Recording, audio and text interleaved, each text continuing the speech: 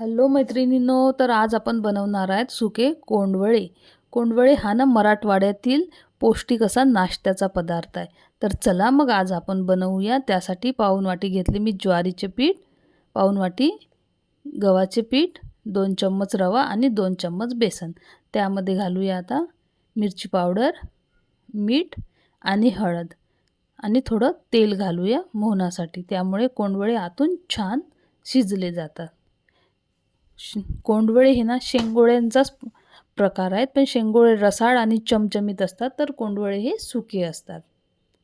चला तर मग आता थोडं थोडं पाणी घालून आपण कणकेसारखा एक घट्ट गोळा मळून घ्यायचा आपल्याला.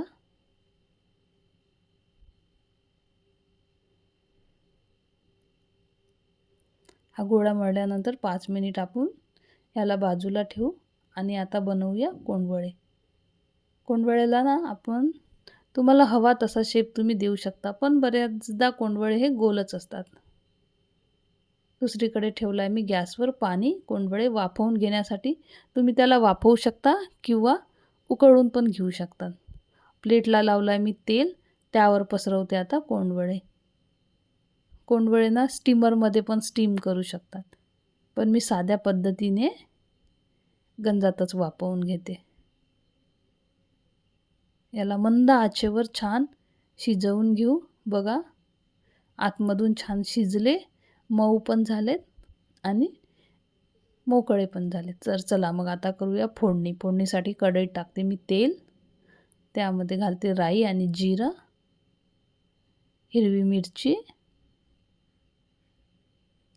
लसूण. छान परतवल्यानंतर टाकते कढीपत्ता,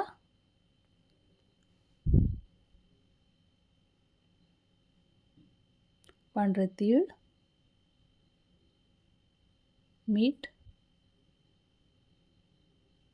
मिरची पावडर, हळद,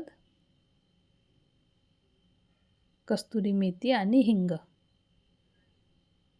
सर्व छान परतून घेतल्यानंतर यामध्ये घालूया वाफवून घेतलेले कोंडवळे.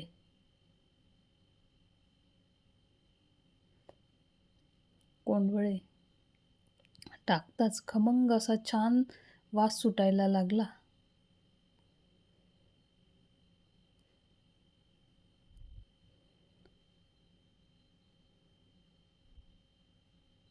छान असे आपले स्वादिष्ट कोंडवळे तयार आहे. तर चला मग अशाच नवनवीन रेसिपीसाठी ममता घुमे किचन या चॅनलला लाईक करा, सबस्क्राईब करा. Thank you everyone.